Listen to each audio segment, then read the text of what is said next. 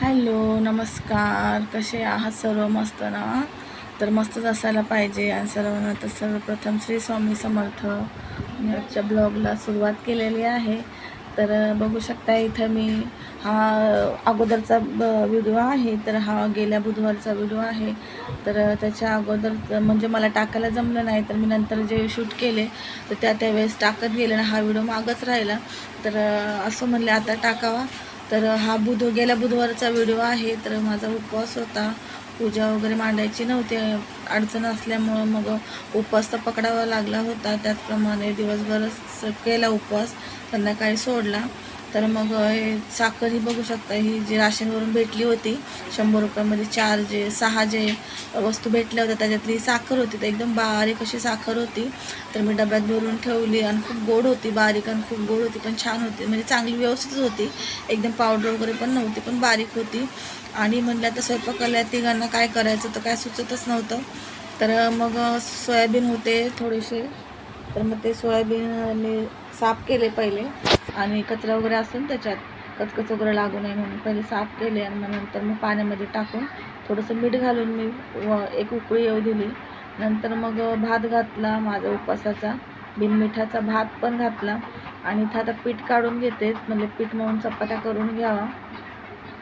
आणि खूप गडबड होती, उपवास वगैरे असला ना तर खूप पूजा मांडवायच्या असो किंवा नसो, खूप गडबड होती. तशीच माझी इथं गडबड होती, म्हणजे कसं सुचतच नाही काय. उपवास माझा असतो ना तर कसं एवढं काय खाणं होत नाही, दूधच पिते 2-3 टाईम दिवसभर. त्याच्यामुळं मला ना काही सुचत नाही, म्हणजे डोकंच काम करत नाही. कसं आपल्या पोटात काही नसल्यावरती, आता कसं दरवेळेस उपवास असला आपण खिचडी वगैरे खातो, पण या उपवासाला काही खायचं नसतं दिवसभर. त्याच्यामुळं मग मला खूप त्रास होतो.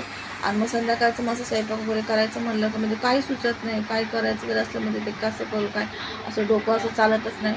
मग तरी पण आपल्याला ॲडजस्ट करावंच लागतं. किती डोकं नाही चाललं तर आपल्याला तसं करून चालत नाही. प्रत्येक गृहिणीला असंच करावं लागतं. तिला किती बरं असो किंवा किती बरं नसो किंवा काही पण कंटाळा तरी पण आपल्याला ते करावंच लागतं. त्याचप्रमाणे आहे माझं एक.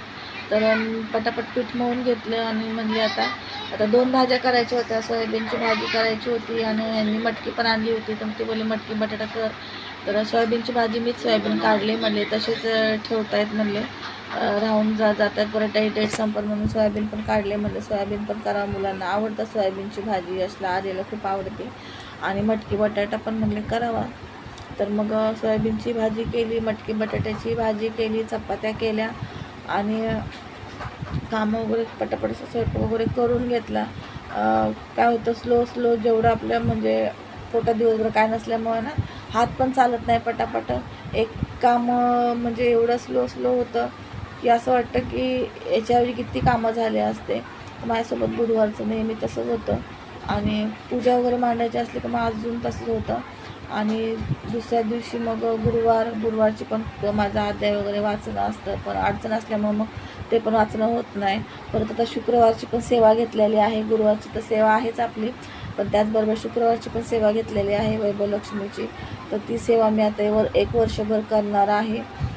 जसं आपण उपवास करतो, उपवास केल्यावरती जसं पूजा वगैरे मांडतो, मी अगोदरच्या व्हिडिओ सांगितलेला आहे, तशीच पूजा वगैरे मांडून मी पोथी वगैरे वाचणार, आरती वगैरे करणार, नैवेद्य वगैरे दाखवणार. एवढंच की उपवास पकडणार नाही, कारण की आता मला ना सहन होत नाही. हा बुधवारचा उपवास पण आहे मध्ये, मग त्याच्यामुळे उपवास वगैरे सहन होत नाही.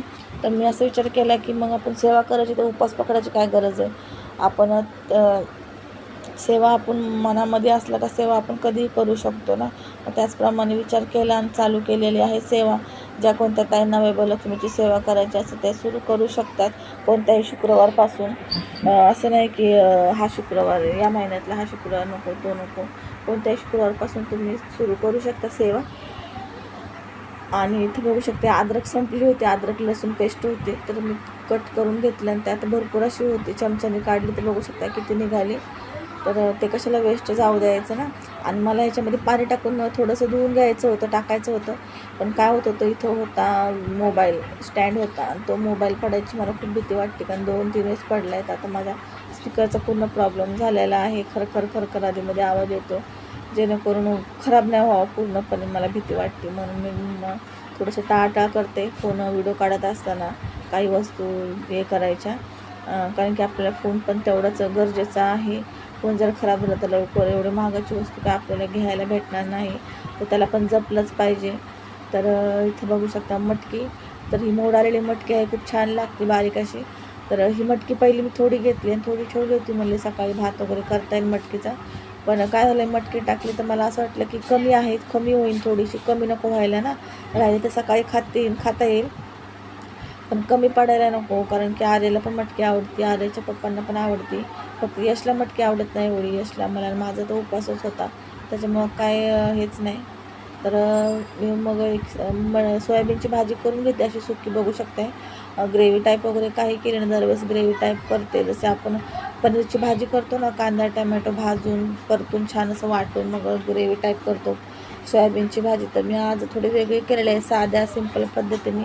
तर मुलांना खूप आवडली. मुलं म्हणतात मम्मी खूप छान झाली होती, फक्त कांदा टमॅटो टाकून आणि जे घरातले मसाले असेल ते टाकायचे. एकदम मस्त एक नंबर भाजी झाली होती. सोयाबीन आणि कट केले होते मी, कारण ते खूप मोठे झाले होते वाफवल्यावरती. मग मी ते एकदम बारीक असे कट केले होते. तुम्ही सोयाबीनची भुर्जी करू शकता. भरपूर जण असे सोयाबीनची भुर्जी करतात. काय नाही, असे सोयाबीन वाफवून घ्यायचे, थंड झालं पाण्याने धुवून घ्यायचे ते, आणि धुवायचे असेल तुम्ही 1-2 पाण्याने धुवू पण शकता. पण त्याचं कसं, जितक्या वेळेस धुतात तितक्या वेळेस त्याचा फेस निघतच राहतो. मग ते काय धुवायचे किती काय समजत नाही, तर 1-2 वेळेस तुम्ही धुवू शकता स्वच्छ पाण्याने वाफवून घेतल्यावर. आणि मग त्याचे बारीक कट करायचे, आणि एकदम बारीक कट करायचे किंवा बारीक बारीक थोडेसे मीडियम कट करून मिक्सरमध्ये टाकून फिरून घेऊ शकता. तर त्याची सोयाबीनची भुर्जी किंवा सोयाबीन खिमाही तसा आपण करू शकतो. खूप छान होतं. मी तर कधी बनवलं नाही, पण असे व्हिडिओमध्ये बघितले भरपूर, आणि भरपूर जणं करतात पण, त्याच्यामुळं माहीत आहे मला. सोयाबीन भुर्जी, सोयाबीन खिमा खूप भारी होतो. तर टेस्ट तर काय माहिती नाही, कारण सोयाबीन मला पण एवढं खास काय आवडत नाही. पण ज्यांना कोणाला आवडत असेल त्यांना नक्कीच ती सोयाबीनची भुर्जी किंवा सोयाबीनची काय बोलतात त्याला, खिमा खूप छान लागणार. त्या सोयाबीनच्या खिमामध्ये मटर पण टाकू शकतो, म्हणजे वाटाणे वाफवलेले किंवा फ्रीजर मटर. खूप भाजी टेस्टी होईल. मी करायचं म्हणलं का ह्याला आवडत नाही, त्याला आवडत नाही, मग त्याच्यामुळं मला करायला मन होत नाही. मग कसं, मुलं म्हणतात मलाही आवडत नाही, त्यांचे पप्पा म्हणतात आवडत नाही, मग आपल्याला पण करायला मन होत नाही. आपण करावा आणि कोणी खाणार ना, आणि एकटी पुरतं किती करणार ना, डबल सर्व होतं. मग आपण म्हणते जाऊ दे. तर मला एकदा करून बघायचं आहे ट्राय, तरी पण बघू, जमलं तर करेन नक्कीच मी. आणि कसं आपल्याला व्हिडिओ शूट करायचं असलं मग तेवढा वेळ भेटत नाही, किंवा आपल्या सेवा असतात, संध्याकाळच्या सेवा असतात, सकाळचे पण सेवा असतात माझ्या काही. सकाळची एवढी काही सेवा करत नाही, तरी थोडीफार आहे. आता माझा बुधवारचा उपवास आहे, तर बुधवारचा उपवास आहे तर मी स्वामींची सेवा घेतलेली आहे सकाळची. आणि कधी कधी तर माझ्या लक्षात पण राहत नाही सकाळची करायची, एखाद्या वेळेसच, म्हणजे हप्त्यातून एखाद्या वेळेसच लक्षात राहत नाही, वेळ होतो. तरी लक्षात राहतं दिवाबत्ती केली का, पण अडचण वगैरे असलं का मग लक्षात राहत नाही. मग कधी कधी तर रात्रीच लक्षात येतं, मग रात्री बसते मी सेवा करायला. असो, आपल्या मनामधली शक्ती काय म्हणतात ते, भक्ती फक्त देवाला बघण्याची गरज असते, बाकी काही नाही. आपण सेवा नाही लक्षात राहिलं कधी करू शकतो, असं काही नाही की लक्षात नाही तर आपण नाही करायची. माझ्या त्या दिवशी तर सेवा करायची अडचण होती, त्याच्यामुळे मी काय सेवा केली नव्हती, म्हणजे विसरून गेली, दिवाबत्तीच नाही केली, तर मग विसरून गेले सेवा करायची. एक साईडला बसले, तर मग संध्याकाळी माझ्या रात्री 11:30च्या नंतर लक्षात आली. तर मी 11:30च्या नंतर मग सेवा करायला बसले, ग्लास घेऊन पाण्याचा बाजूला बिछाण्याच्या, कारण बिछाण्यात आपण सेवा करू शकत नाही, तर बिछाण्याच्या बाजूला सेवा करायला एवढी म्हणजे पण केली मी सेवा. असं नाही की बाबा उशीर झाला आहे आपल्याला करायचं नाही तर आपण कसं करायचं, तर मी केली सेवा, उशिरा का होईना केली. त्याचप्रमाणे तुम्ही करू शकता. उशीर होत असेल तर काही नाही, आपल्या मनातला भाव गरजेचा असतो. तुम्ही सेवा कधीही करा, देवाला फक्त सेवा पाहिजे असती, भक्ती पाहिजे असती.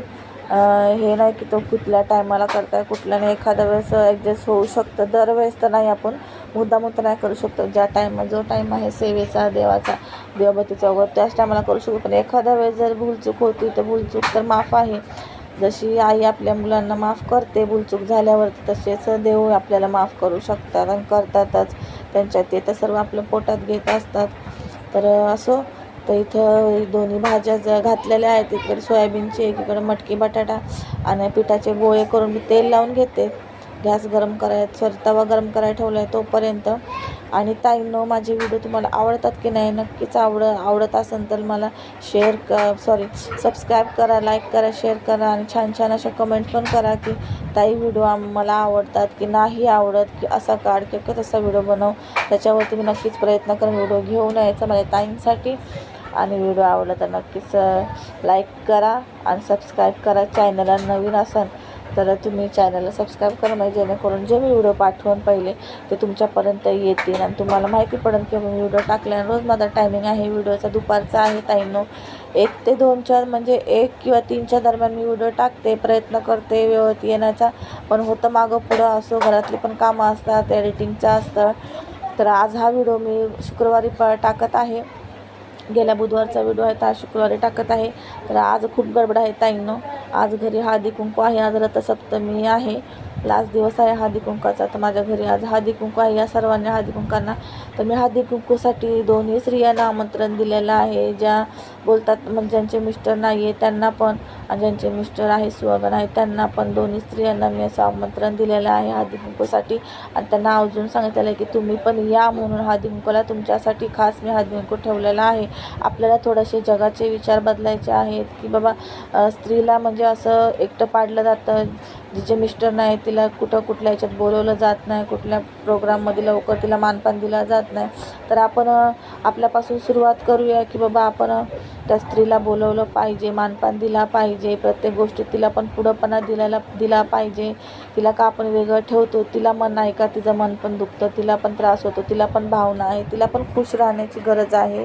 ती खुश राहीन तर आपल्याला पण तिचे आशीर्वाद भेटतील ना. तर आपण तोच थोडासा त्या स्त्रियांना म्हणजे ज्या आहेत त्यांना खुश ठेवायचा प्रयत्न करत आहोत. तीच माझी थोडीशी प्रयत्न चालू आहेत. किती जणांना माझा हा प्रयत्न पटतो किंवा माझे विचार पटतात ते मला कमेंटमध्ये सांगा. आणि नक्कीच मला या कमेंटवरती रिप्लाय करा की ताई मला तुझे विचार पटले. तर आपण थोडंसं जग बदलायचा प्रयत्न करूया. आपल्या बहिणी आहेत, आपल्या ताई आहेत, आपल्या आई आहेत, सर्व काही आपल्या घरातल्या म्हणजे असू शकतात कोणी पण. तर आपण त्यांना संघच घेऊन चालूया की त्यांचे मिस्टर वारले म्हणून त्यांची चुकी नाही ना, की कोणाचे जवाने ते जातात, कोणाचे थोडे वयस्कर झाल्यावर जातात, पण त्यांची काही चुकी नाही का, त्यांना अधिकार नाही का हे सर्व करायचा, साथ शृंगार करायचा.